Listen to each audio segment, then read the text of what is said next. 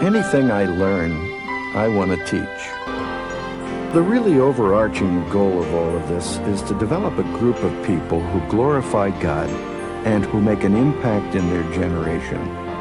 People who are living by the book.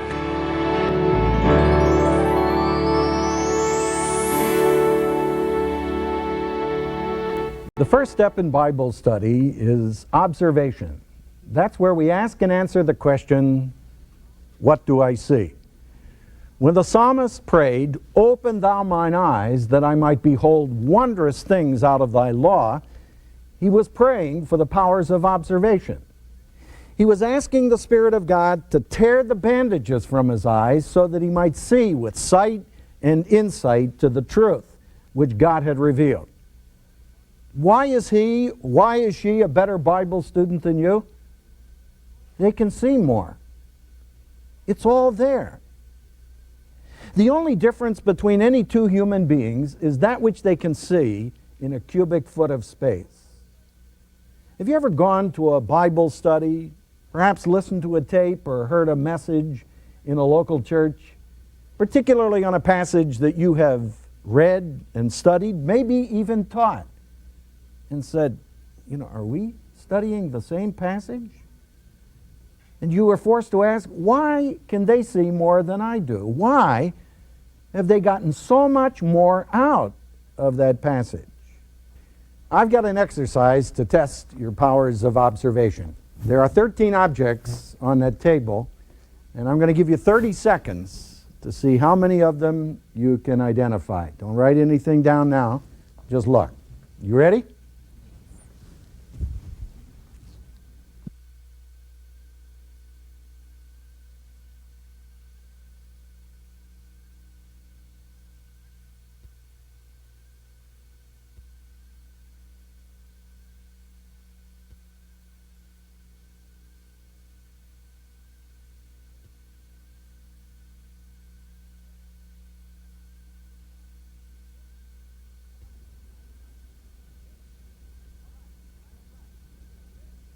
All right, time is up.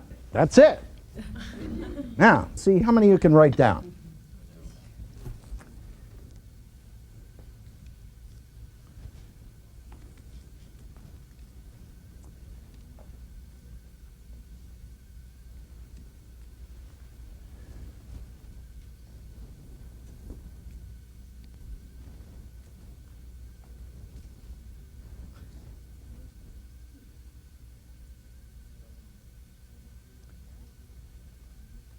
Running out of gas? You wrote real fast for the first couple, and it got a little slower. All right, stop. How many did you get? 9. 9. Fantastic. 9? 10. 10. 10. 8. 10. 10. All right. Give me some of the things that you saw. What's one thing? Little car. What color? Red. Approximately how large? An inch. Okay. Thread. Well, Book. a book. What was the book about? About a rabbit. About a rabbit. Ah. Do you know his name? Peter Rabbit. The author was Potter. The author was Potter. Very good. What color was it? It was a white book with black lettering. All right. What size, approximately? Middle size. All right. What else did you see? Fishing lure. Fishing lure. How many hooks did it have on it? 2. All right. 2, yeah. One in the back. One on the front and one on the back. What else did you say? A pencil. A pencil. Can you tell me anything distinctive about it? The tip was broken off. Good.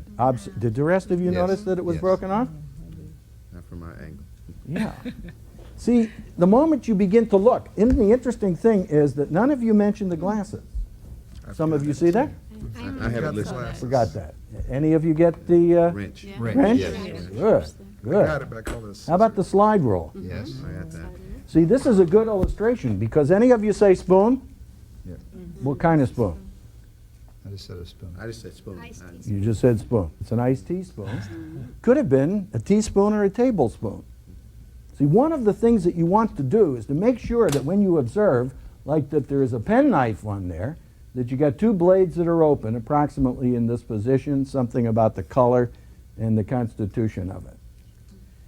Now, the interesting thing is, any of you gals put down the spoon? Oh, you did. Good. I noticed you were doing some sewing before, so you would remember that. The interesting thing is, you ought to play this game frequently. Play it with your kids. Play it with a group of people, because the more you begin to look at things, the more you do more than just see. You observe, and you observe all kinds of details about those various instruments. Developing the ability to see is a developed process. Louis Agassiz, great naturalist, was asked on one occasion, what was your greatest contribution scientifically? His answer, I have taught men and women to observe. And he had a fascinating process.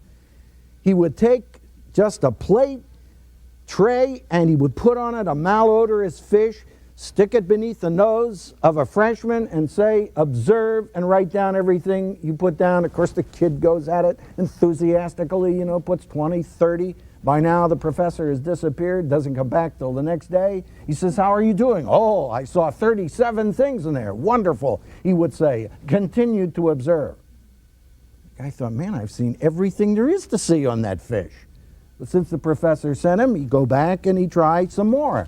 This would go on for 2 weeks, doing nothing but looking at the fish. Because you see, the genius of the professor is that he knew the basis of scientific inquiry is the process of seeing. And the same is true for good Bible study. Why is it you don't get more from your study of the Scripture? 2 reasons. First, you don't know how to read. And secondly, you don't know what to look for. So we're going to give you, first of all, a little instruction on how to read, and then some instruction on what to look for. Number 1, you're going to have to learn to read if you're going to be a good Bible student. Now, I don't mean to insult you, but I do mean to instruct you. Jesus said on 11 different occasions to the most well-read people of his time, have you never read? Of course they read. They spent all of their life reading, but they didn't understand what they read. I had to communicate with a student in the library some time ago. I finally found him, and he was reading a book, so I stopped beside him and figured he would give me his attention. Nothing happened. I put my hand on his shoulder. Nothing happened. I shook him. He still didn't respond. I wonder if this guy's alive. And so finally I stuck my head right down between him and the desk and said, boo! And he just about went through the ceiling of the library. And he said, oh, Prof. He said, I'm sorry. I said, in the first place, I want to know, what in the world are you reading? Man, if this is so exciting, I'm going to assign it for one of my classes. He broke out into laughter. I said, is it funny? He said, it's tragic. I said, what do you mean? He said, I just looked down and I discovered I'm on page 37 and I don't have the foggiest idea of what I'm reading.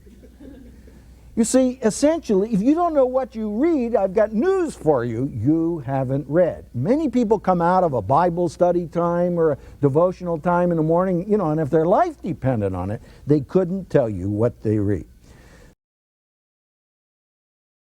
The differences culturally that affect our contextualization are important to recognize. At least 3 challenges arise when seeking to apply the teaching of the epistles to life today.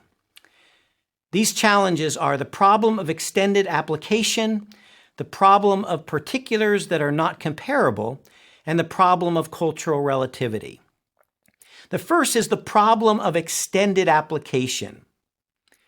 We've discussed cases where the situations between the biblical command and our own context are truly comparable, such as in the case of drunkenness, which is the same basic issue in the ancient world as it is in ours. But what about when the 2 situations are not directly comparable? How far can we go in extending the application? To answer this question, we have to step back and ask, what is the fundamental point or principle that the author is communicating in this case? A second related problem is the problem of particulars that are not comparable. While the first problem concerned extending the application beyond the author's specific concern, a second problem concerns those cases where there is nothing in our culture that directly parallels the first century situation. For example, in 1 Corinthians chapters 8 through 10, Paul forbids the Corinthians from attending feasts in pagan temples. Pagan temples were kind of the Chuck E. Cheeses of the ancient world, where people would go to have banquets and parties. Paul forbids attendance at such events for various reasons. First, it could cause another brother in Christ to stumble if that believer was still struggling with their pagan past. Second, to celebrate at such an event would be to participate in idolatry, which is equivalent to worshiping demons. This kind of dilemma, whether or not to attend an event in a pagan temple, may be relevant for believers in some parts of the world today, particularly in Asian cultures, for example. But it's certainly uncommon in the West. So this is a case, potentially, of particulars that are not comparable. The question is, how do we apply these passages today? Again, we need to do good exegesis. What did the passage mean in its original context? Generally, when we answer this question well, certain principles of application can be discerned. In 1 Corinthians 8 through 10, for example, two principles especially emerge. First, we just stated it. Don't cause a fellow believer to stumble or fall into sin. Chapter 8, verses 7 through 13. Look out for the good of others. This principle can be extended to a variety of situations beyond food sacrificed to idols. A second fundamental principle found in 1 Corinthians 8 through 10 is not to participate in the worship of anything other than God. This principle can also be extended to any cultural context, not just those where idols are openly worshiped. Another example of particulars that are not comparable is dealt with later in chapter 10 of 1 Corinthians. This is the question of whether Christians should eat food from the marketplace that has already been sacrificed to an idol. See, in the Greco-Roman world, most food sold in the marketplace would have already been offered to pagan deities. Since these so-called gods did not eat much, the extra meat would then be taken to the market and sold to support that temple. Should a believer purchase and eat such marketplace meat? Now, in this case, Paul gives a much more nuanced answer than simply yes or no. He says there's no problem with eating such food, since idols are just wood and stone. They're not true gods. Yet he qualifies this by saying to be careful about the message you're sending to others. If you're at a dinner party and your host points out that the food has been sacrificed to an idol, you must refrain from eating it. This is because although eating such food is a matter of indifference, since idols are nothing, to eat after the idolatry is pointed out by the host would be to join your host in pagan worship. What was previously a matter of indifference has now become one of false worship. In this case, again, although there may not be a directly analogous situation in our culture, we can make an extended application. From Paul's discussion, we can discern principles to deal with what we could call gray areas, issues that are not inherently right or wrong, but which could become wrong in certain contexts. In Western contexts, gray areas might be things like drinking alcoholic beverages, not inherently wrong, but can be dangerous in many contexts. Dancing in certain venues, gambling perhaps, maintaining a certain lifestyle or level of wealth, wearing certain kinds of clothing, watching certain movies, for example, attending certain concerts. These are things that aren't inherently right or wrong, but could be in different contexts. Principles we can apply to such situations include avoiding causing others to sin, glorifying God in all that we do, and avoiding the appearance of evil. These are principles that can be applied to these situations that are not comparable culturally.